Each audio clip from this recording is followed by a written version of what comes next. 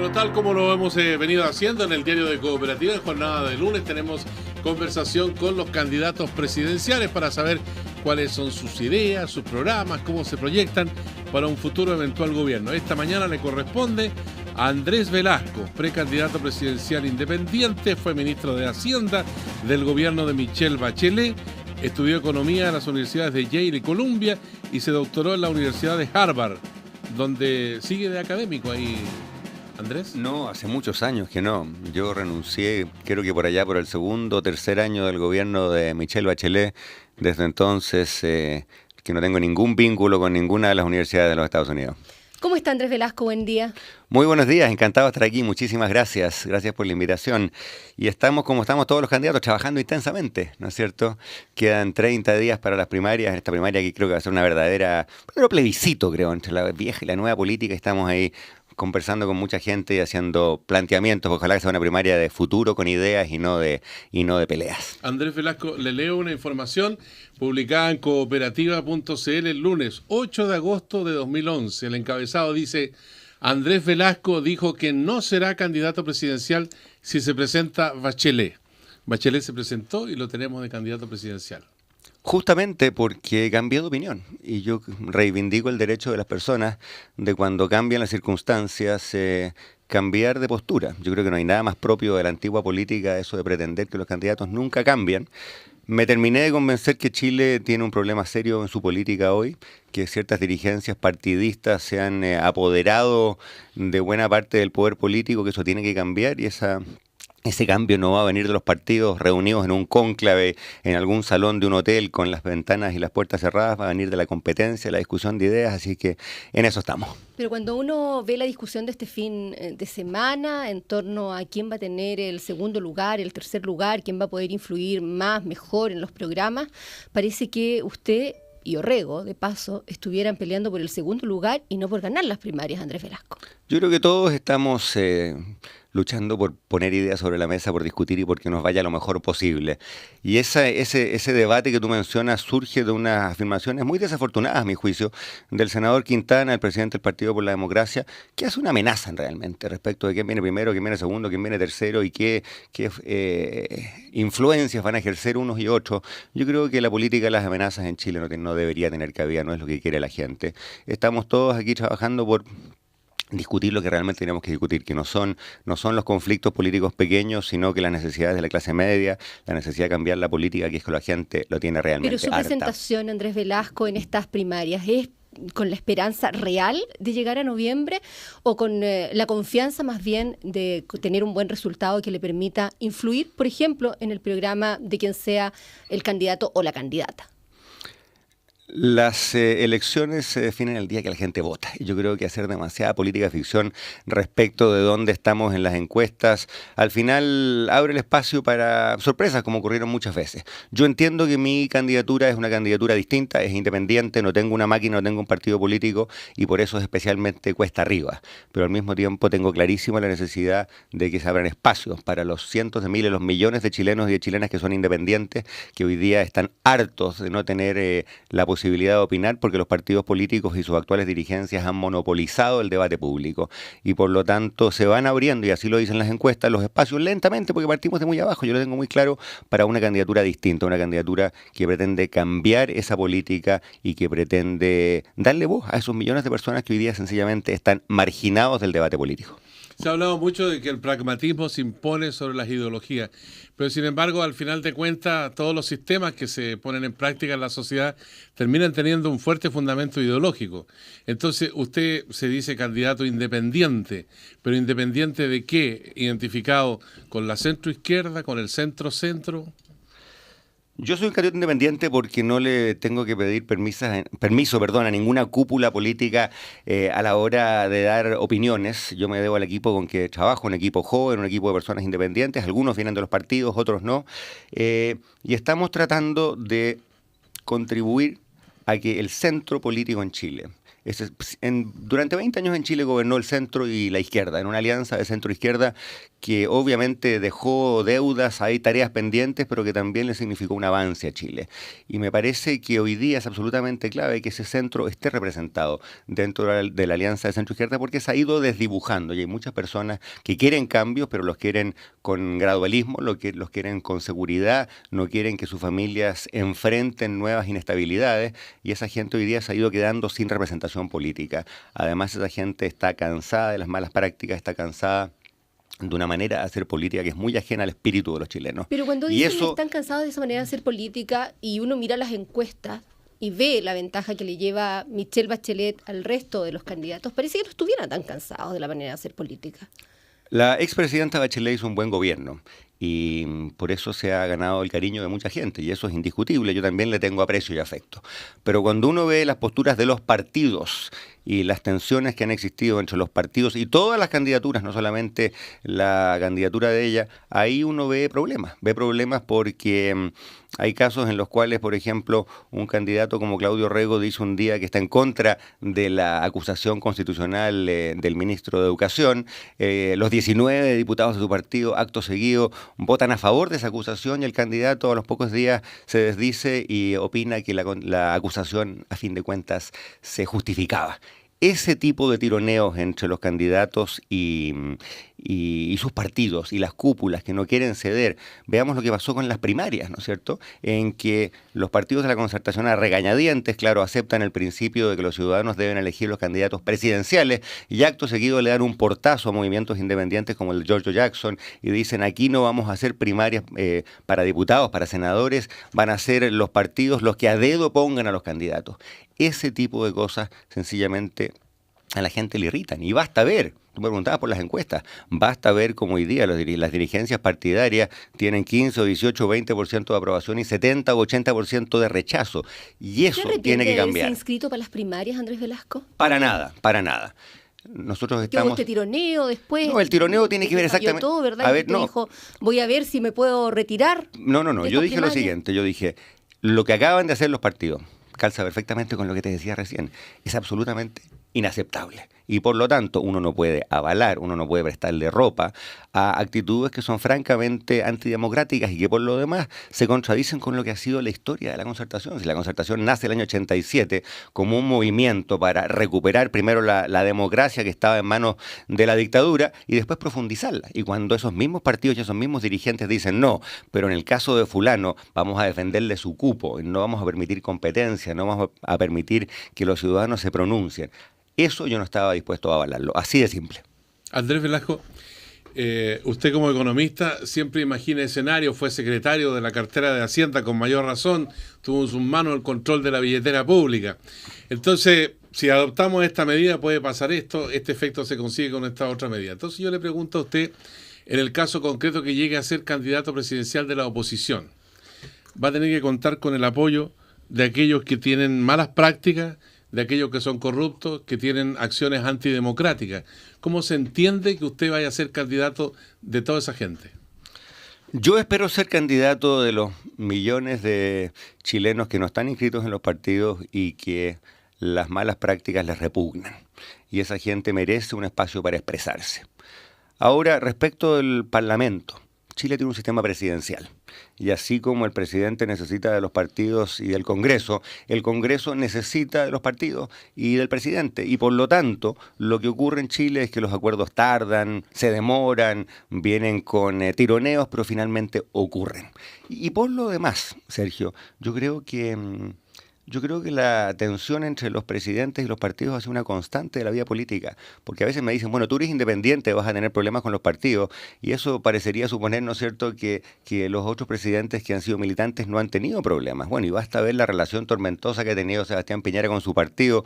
Carlos Larraín Baile renuncia cada 15 días en algún patio de la Moneda. Recordemos lo que le pasó con Ricardo Lagos, que militaba no en uno, sino en dos partidos, el PPD y el PS, y sin embargo su relación con Guido Girardi nunca fue buena. En el caso de Michelle Bachelet, quien está, entiendo, desde los 14 años militando en el Partido Socialista, bueno, dos de los candidatos que corrieron contra Frey, que era el candidato de Michelle Bachelet, venían del Partido Socialista. Uno de ellos era Marcos Enríquez y el otro era Jorge Arrate. Entonces, ¿por qué digo esto? Porque esa relación difícil de los presidentes o de los candidatos con los partidos viene de hace mucho tiempo.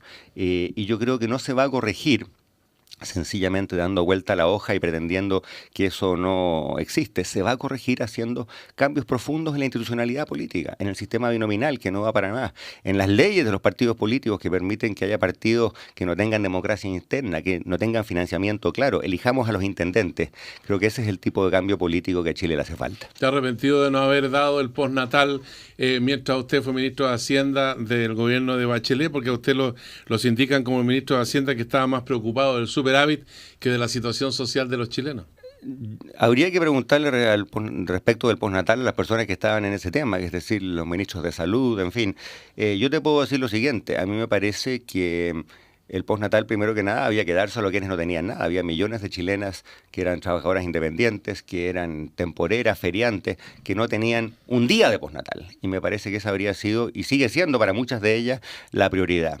En cuanto, Sergio, a las políticas económicas que seguimos en esa época, yo la verdad es que miro lo que decían los chilenos y las chilenas por ese entonces y me quedo bien tranquilo, porque a pesar de la tremenda crisis que el mundo vivió, ¿no es cierto?, el año 2008-2009, resulta que 70 y en algunos casos 75% de las personas aprobaban de la política económica. ¿Por qué? Porque entendían que vino un tremendo remesón en todo el mundo, que a Chile lo pilló bien parado, teníamos las deudas pagadas, teníamos la casa en orden, y te doy un ejemplo nomás.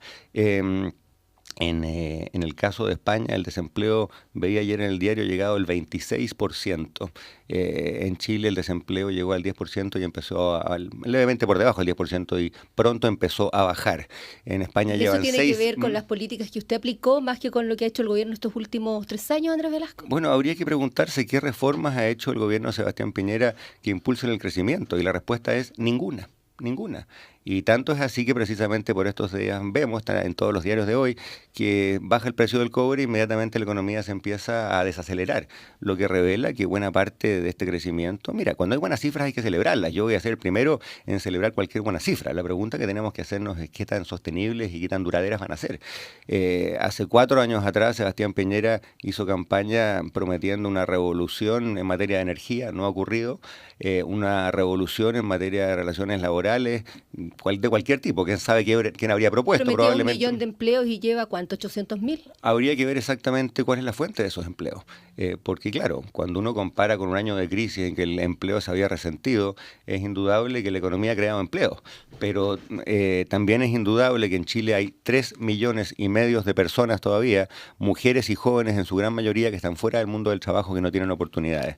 En Chile van quedando 700.000 jóvenes, que algunos lo llaman jóvenes ni. Es una frase de un sociólogo, que ni trabajan ni estudian, y ahí están buena parte de las raíces de problemas como la droga, la delincuencia, en fin, ese tipo de situaciones requieren cambios muchísimo más de fondo que lo que este gobierno y su matriz conservadora han estado dispuestos a hacer. Hay cambios de fondo que se anuncian por todos los candidatos con más o menos intensidad, por ejemplo, reformas políticas, por ejemplo, cambios en el sistema tributario de nuestro país. Existe una falta de equidad que ha sido destacada a nivel internacional como un factor negativo de nuestro desarrollo económico. Leíamos esta mañana también que hay 18.000 pymes que han cerrado en el año por abusos de posición dominante. O sea, hay una asimetría enorme de los grandes conglomerados con estas pequeñas empresas y medianas, que son las que dan más del 85% del trabajo en nuestro país.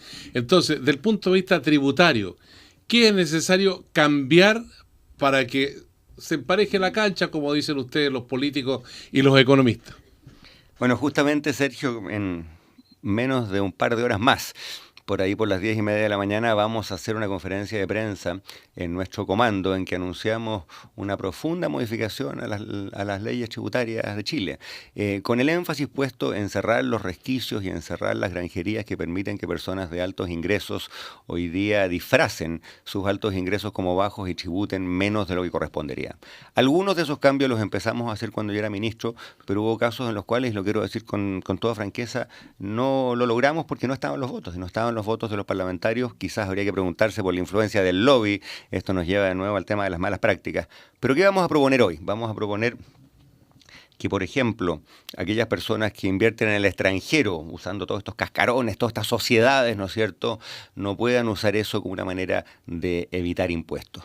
Vamos a proponer que aquellas personas que tienen ingresos que se llaman de no renta, es decir, ingresos comunes y corrientes porque por algún resquicio u otro no tributan, bueno, hay un límite a esa no tributación, de modo que las personas de altos ingresos efectivamente paguen más. El principio es de justicia tributaria. El que gana más, que pague más, que no tenga la posibilidad de disfrazar sus ingresos y por esa vía que el dueño de una empresa a veces paga menos impuestos como proporción de sus ingresos que sus empleados. Eso es injusto, eso no es bueno, eso lo vamos a corregir. O sea, va a haber que pagar impuestos en adelante en el caso de quienes tienen acciones en las empresas, reinviertan o no reinviertan las utilidades que reciban. Vamos a proponer nosotros, este es un tema bien técnico, pero vamos a proponer nosotros que cuando las empresas mantengan un balance de ahorro, ese balance tenga que pagar interés, el llamado FUT. ¿Por qué? Porque es un préstamo que el gobierno le hace a aquellas empresas que dilatan, ¿no es cierto?, que retrasan el pago de sus impuestos. Y en Chile sabemos que no hay préstamo gratuito y se da la curiosidad que hoy día el fisco a las empresas les hace un préstamo gratuito. O sea, eso no parece justo. En lo concreto, las utilidades reinvertidas van a seguir sin pagar impuestos. Las utilidades reinvertidas siempre pagan impuestos. El punto es que mientras no paguen impuestos, esa plata no puede quedar gratuitamente en manos de las empresas y por eso les vamos a cobrar un interés que sea el mismo interés que el gobierno paga cuando el gobierno se endeuda. Y así conseguimos dos cosas. Conseguimos que por un lado sigamos manteniendo tasas de ahorro importantes, pero al mismo tiempo que nadie que tiene altos ingresos o que tiene grandes balances lo haga a costa del fisco, a costa de esos ingresos que se pueden invertir en salud, en previsión, en vivienda. ¿Mayor royalty a la minería? El royalty se ha subido 2 veces durante los últimos años y hoy día Chile está cobrando más o menos, y digo más o menos porque depende del precio del cobre, de lo que cobran otros países mineros, como por ejemplo Perú. Nos parece que las grandes injusticias hoy día en el sistema tributario no están básicamente centrados ahí, están centrados, como les decía, en esos resquicios, en esas granjerías, en esos forados y los vamos a cerrar. Andrés Velasco, en este momento tenemos un presupuesto de 63.000 millones de dólares para 2013. Con todas estas medidas tributarias que usted pretende especificar en el transcurso de la jornada, ¿cuánto más se va a recaudar para el presupuesto de la Nación? Se va a recaudar aproximadamente 5.700 millones de dólares, lo que equivale a aproximadamente 2% del Producto Interno Bruto. Y eso nos va a permitir, entre otras cosas, financiar un ambicioso cambio en educación centrado en el perfeccionamiento de los docentes, en una preparación más potente, en mejor remuneración, evaluación estricta de nuestros profesores, y eso vale, lo planteamos hace un par de semanas, aproximadamente 1,5% del Producto Interno Bruto cada año. Y además les quiero contar otra cosa que vamos a plantear. Vamos a proponer un subsidio generalizado al trabajo, porque si bien es cierto que las cifras de cesantía han caído, como conversábamos recién, ¿no es cierto?, hay demasiadas mujeres, demasiados jóvenes que no tienen acceso al trabajo. Y con este subsidio, que va a ser de 20% de las remuneraciones y va a operar hasta los 400.000 pesos, se da, por ejemplo, la siguiente situación. Hoy día hay un gran debate respecto de cuál debería ser el salario mínimo, ¿no es cierto?, de cuál, si debería llegar a los 250.000 pesos, como por ejemplo ha propuesto la Iglesia Católica o la CUT. Bajo esta fórmula, si el salario mínimo lo legisla el Congreso por estos días y llega en torno a 208.000, 209.000 pesos, el Estado se va a poner con un complemento de 20% y así va a llegar el ingreso total de ese trabajador a 250.000 pesos. Y por lo tanto no habrá persona que trabajando jornada completa en Chile gane menos de ese salario ético. Nos parece que eso es de justicia y se puede hacer de este modo sin afectar el crecimiento, sin afectar el empleo. Usted hablaba recién de los recursos para educación. ¿Una reforma en educación con usted, Andrés Velasco? Absolutamente, y los detalles están en nuestro sitio web, andresvelasco.cl. Invito a que la gente financiamiento lo mire. Con excedentes de la ley del cobre, dijo usted alguna vez. Así es, justamente. ¿Eso se puede hacer sin reformar la ley? Eso hay que hacerlo con ley, evidentemente, y hay dos cambios que nosotros proponemos hacer. Explico cómo se suman estos recursos a los que mencionábamos recién. Toda reforma tiene dos tipos de gastos. Hay que echarla a andar y eso requiere ciertos gastos iniciales, bueno, y después hay que financiarla en el tiempo, ¿no es cierto? Para echarla a andar, para crear un instituto nacional, es decir, una universidad nacional de la pedagogía, del liderazgo en la educación, para formar a los profesores chilenos con el más alto estándar internacional, hemos propuesto que se tomen de esos fondos que hoy día están emposados y dedicados a gastar armas y que vienen de estos tremendos ingresos extraordinarios que las Fuerzas Armadas han tenido por la ley injustificable e injusta que les da 10% de las ventas de Codelco, que tomemos 2.000 millones de ahí y eso lo utilicemos para echar a andar la reforma.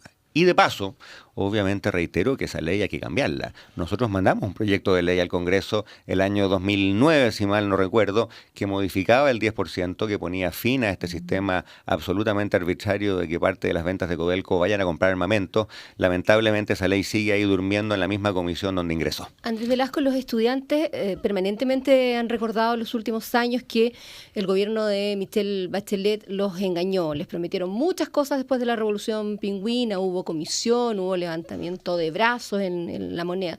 ¿Qué diferencia hay ahora que se pueden hacer cosas que antes no se pudieron hacer? Yo creo que la diferencia no es que hoy día se puedan y antes no se podían. La pregunta es ¿qué cosas? De las solicitudes que hacían los estudiantes entonces había algunas que eran buenas para Chile y se acogieron, y había algunas que no eran buenas para Chile y por lo tanto el gobierno, el que yo participé, no las acogió. Y hoy día vamos a poner el énfasis en aquellas cosas que son necesarias para la educación, algunas de las cuales no están en la agenda de los estudiantes. Por ejemplo, no hay país en el mundo que tenga gran desempeño en educación. Pienso en Finlandia, en Corea, en Singapur, en Canadá, que no tenga una carrera docente potente, que no tenga incentivos para que los profesores se perfeccionen, que no tenga un instituto nacional como el que nosotros proponemos de liderazgo educacional. Eso no ha estado en la discusión nacional, pero debería estarlo. Otro ejemplo, no hay cosa más importante para un niño, para una madre, para una familia y para un país que la educación preescolar. Que tengamos cobertura universal, no solamente en kinder, como el presidente Piñera propuso el otro día, en prekinder, en salas cunas y en jardines infantiles.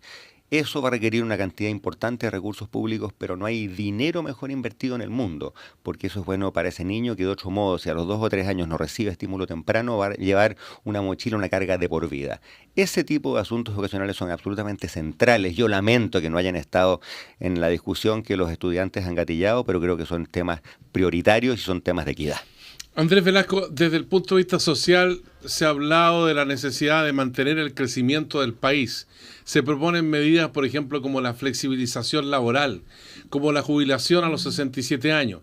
Pero también hay una mirada con respecto a la situación de las administradoras de fondos de pensiones, que se las acusa de tener utilidades muy importantes, muy grandes, ¿no? Y que los trabajadores resultan perjudicados con remuneraciones, con pensiones que tienen menos de 150.000 pesos.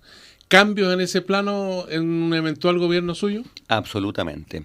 Vamos a hacer cambios de fondo y hay que hacerlos porque la gente está descontenta con esto. Yo estuve ayer largamente en una feria en la comuna de Recoleta y hubo al menos una docena de personas que se me acercaron y planteaban exactamente la misma pregunta.